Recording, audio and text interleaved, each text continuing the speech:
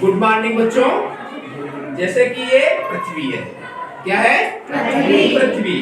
पृथ्वी अपने बारे में विस्तार से बता रही है, ठीक है। पृथ्वी के दो भाग, एक जलीय भाग और एक स्थलीय भाग। तो जलीय भाग 71% से घिरा हुआ है और भूमि यानी स्थलीय भाग 29% से घिरा हुआ है।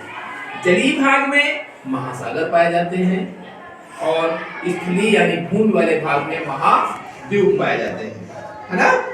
तो हम पृथ्वी को विस्तार से जानना चाहेंगे, आगे बढ़ते हैं। जलीय वाले भाग में महासागर होते हैं। तो हमारी पृथ्वी में 5 महासागर हैं। कितने महासागर हैं? 5। जैसा कि आप देख पा रहे हैं, प्रशांत महासागर, अटलांटिक महासागर, हिंद महासागर, दक्षिणी महासागर और आर्कटिक महासागर, है ना। देख पा रहे हैं? ये महासागर हमारी पृथ्वी पर मौजूद है, ठीक है।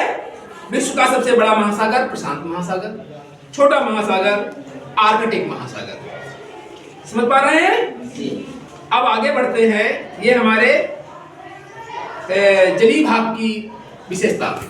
अब हम पढ़ेंगे भूमि, जमीन, स्थलीय भाग। वहां पर हमारे 7 महाद्वीप पाए जाते हैं। कितने महाद्वीप पाए जाते हैं? 7 महाद्वीपों में, जैसे कि एशिया और अफ्रीका, उत्तरी अमेरिका, दक्षिणी अमेरिका, यूरोप, अंटार्कटिका और ऑस्ट्रेलिया। ये सबको पता है कि हमने जो सबसे पहला नंबर पे बताया वो एशिया महाद्वीप विश्व का सबसे बड़ा महाद्वीप है, और जो अंत में हमने नाम लिया ऑस्ट्रेलिया, वो विश्व का सबसे छोटा महाद्वीप है ना। ये हमारी पृथ्वी पर आज भी अभी मौजूद है। समझ पा रहे हैं? जी। और हम आगे बढ़ते हैं। पृथ्वी हमारी गति करती है, हमारी पृथ्वी चक्कर लगाती है। अपनी धुरी पर जब वो घूमती है उसको परिभ्रमण गति कहते हैं, और जब वो सूर्य का परिक्रमा करती है उसको परिभ्रमण गति कहते हैं। तो हम सबसे पहले परिभ्रमण गति के बारे में पढ़ेंगे।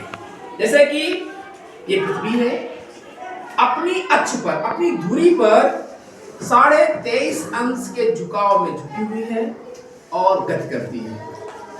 जैसे कि लिखा है विस्तार से, पृथ्वी अपनी अक्ष पर पश्चिम से पूरब की ओर घूमती रहती है, ठीक है।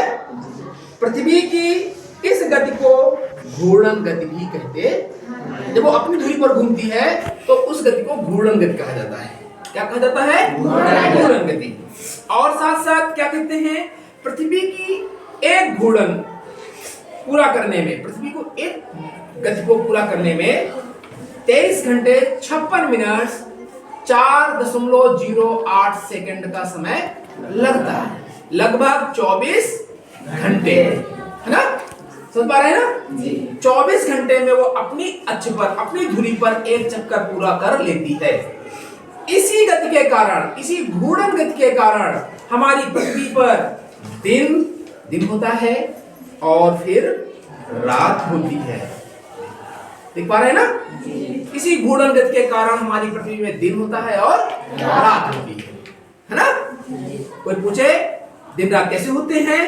जब पृथ्वी अपने अक्ष पर घूमती रहती है, इतने 23 घंटे 56 मिनट 4.08 सेकंड का समय लगाती है एक चक्कर पूरा करने में, तभी दिन और रात होती है। अब हम पढ़ेंगे परिक्रमण गति के कारण। परिक्रमण गति क्या है? ये देखिए पृथ्वी है, ये सूर्य के चारों ओर घूम रही है ना।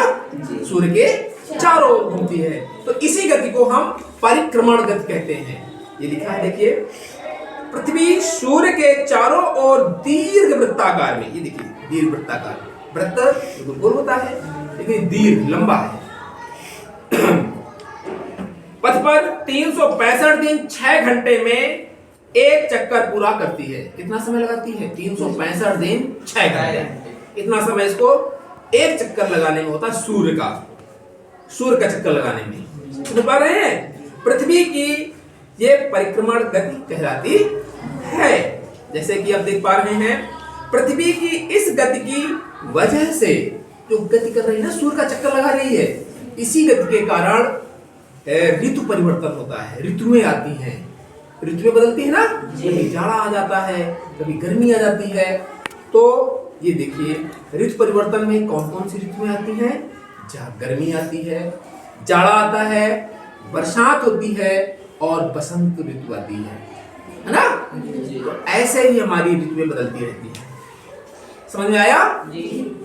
तो फिर थैंक यू।